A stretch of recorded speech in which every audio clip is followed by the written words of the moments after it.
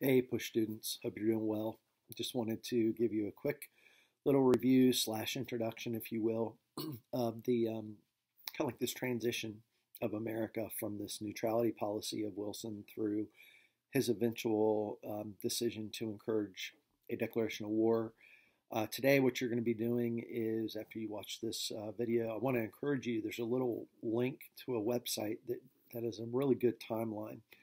And it takes you from basically, I think it is the assassination of Archduke Franz Ferdinand through the failure of the United States to eventually ratify the Versailles Treaty.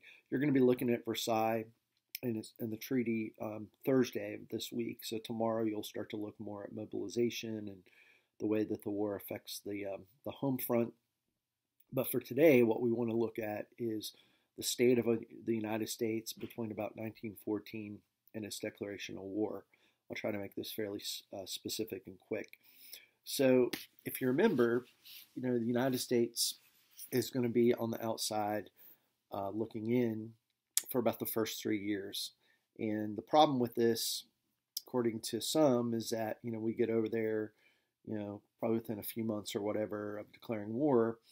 And there's one aspect of fighting in the Western Front that to a lot of Americans is probably not the best way to do it, and that's the famous trench warfare. If you've read the All Quiet on the Western Front, then you know the gore and some of the stories that come up with this way of fighting. It's costly, etc.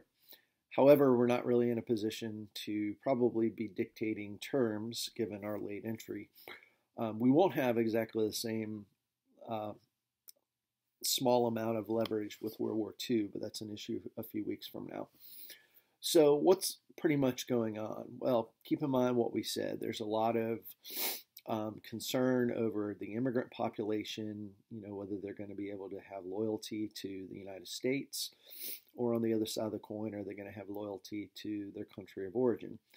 This is this is particularly a big deal when you get into people that are from parts of Germany, Austria-Hungary, and then even to an extent Ireland, that is going to be more sympathetic to the Central Powers because of their long-term, basically, disagreements, if you will, with Britain and their government, etc. So why is that a big deal? Well, this is where, I think we briefly mentioned this the other day, perhaps, you see a lot of people leaning toward nativism. Right, so nativism kind of goes in spurs. You see it in the 1840s. You see it popping up again in the 1880s, and then certainly now entering the 1920s as well. But the Roaring Twenties will be a topic for next week. So what's the big deal? So Wilson is trying to maintain basically this policy of neutrality. He sees a lot of potential for us to have trade, which makes a lot of sense.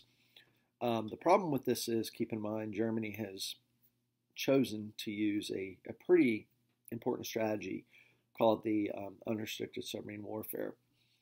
And so you've got a lot of things that this does. First of all, it complicates traveling at sea, right? And so for a long period of time, the Atlantic Ocean has been kind of like the security blanket for the United States. And it's not to say its size has changed, but what it does mean is that with new technology, etc., it doesn't hold up to the same degree of security or safety that it once did. And so every ship at sea is somewhat at risk. And while America is neutral, it doesn't mean that we're not going to be affected by this policy, as we'll see in a moment. So eventually, you've got that being considered. You've got folks that support a preparedness movement, which is pretty much the way that it sounds. Let's be as ready as possible. And then on the other side of the coin, you've got a series of events that lead us into American reason for entry. We can also divide these into what we call short-term and eventually what you might call long-term causes.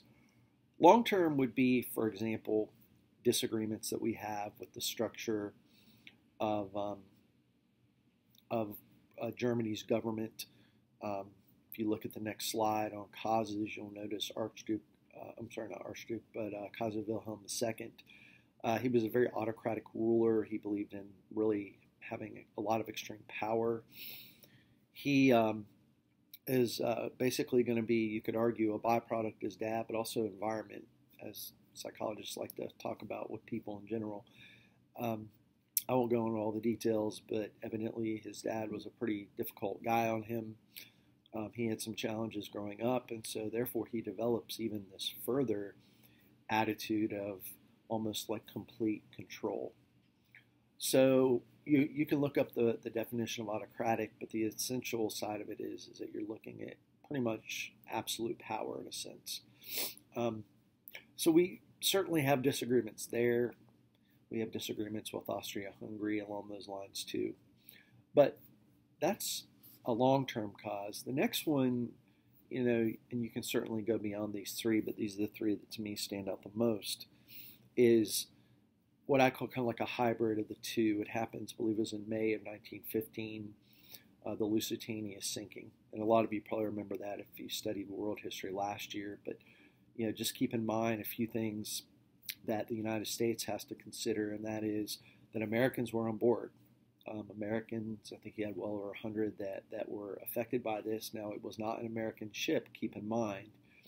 So, are you taking a degree of risk? Now, I'm not condoning that the Germans should be sinking ships, but one of their arguments, excuse me, is going to be that it is a ship that they claimed was carrying a degree of contraband. So that could be weapons or something along those lines. And they said, hey, we've made it known that this is our policy.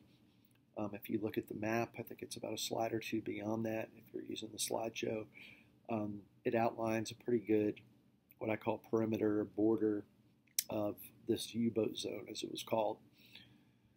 Wilson has to take a position. And while historians don't all entirely agree whether this was the time to declare war, the majority, the ones that I've read, have definitely supported the idea that he has to have a statement. American blood has been shed in some way. So there's a few other instances, but eventually Germany agrees in principle to what we call this Sussex Pledge. Sussex is in your reading, but the quick overview of that is that if Germany does not agree to this, then most likely Wilson is leaning toward cutting off diplomatic relations, which is usually the next step to a declaration of war or involvement. Germany at this point does not want that for good reason, so they agree to the Sussex Pledge, which in a sense says that they're going to warn these ships before they attack, passenger ships especially. So you fast forward the clock about a year and, 6-7 months, and you're now at, I would call this the short-term cause, which is the eventual issuing of the Zimmerman Note. There's been a lot of propaganda to, especially coming from our overseas eventual allies in Great Britain, that there is reason for America to think that Germany is not on their side, that they have intentions to harm us, and they intercept this telegram or note, depending on what you want to call it, same idea. You're going to read that here after you watch my video. And what the activity that you're going to do next is going to do is basically walk you through, first of all, the timeline. So take maybe 5-10 minutes to look that over. You're welcome to take some notes on it. I don't think you have to memorize everything, but it gives you a good progression of events. And then what you're going to do, guys, you're going to use your skills that we've been looking at this year, what content is in. There's a document you'll start off with Wilson's Neutrality Pledge. This is in 1914, keep in mind, so the war is pretty young at this point in time, if you will. Then you're going to read over the famous Zimmerman Note, and that's a very short document. It's half a page, but there's a lot to think about there. Germany is going to issue that in early 1917. So, again, within a few months, Wilson makes probably what became his most well-known speech in this time period before, of course, he goes to Versailles, and that's going to be the famous war message. Now, I'm just going to give you a heads up. This message is lengthy. It's not short, but there's a lot to it. And I was thinking about doing an excerpt, but I feel like with the time that you should have, it would be worthy and worth your time to read it in its entirety. So there's a um, there's a guide that I want you to use. I want you to type your answers. You're going to submit those to the Canvas portal. I believe the title is From Neutrality to War, Activity, or Document Study, or something like that. I still have to put that in there. But that'll be what you do today. Now, what about tomorrow? Well, tomorrow is going to be entirely focused on basically mobilization. How do we move from a state of peace to a state of war? And this is interesting. You'll see me talk about this more tomorrow for about 10, 15 minutes or so. But a lot of people think, okay, you just have a war and you automatically send troops abroad. Well, two things to consider as you read and as you think about this for tomorrow. First of all, it's going to be, again, a chore to get our troops, especially across the Atlantic. But the other thing I think is, in my opinion, kind of overlooked in war is the home front. How do we keep our nation together? And this is going to be an effort. I mean, you'll see this in World War II, especially, other wars to an extent, but I think the world wars are definite examples. How do you finance a war? How do you convert an economy to war production that basically changes things? All right, it requires a lot of organization. How does America have to deal with political changes, laws that are passed that are not exactly going to be the most popular for some people? So, with that being said, I hope that you're doing well, and I will keep you updated on everything. But just follow directions, and tomorrow will be some more interactive things where you'll be doing a little bit of work with propaganda, and then on Thursday you'll be looking at the Versailles Conference and the treaty in some pretty good depth. Hope you're doing well. Email me, pardon me, with any questions you might have, and I will hopefully be able to see you all as soon as possible. Take care.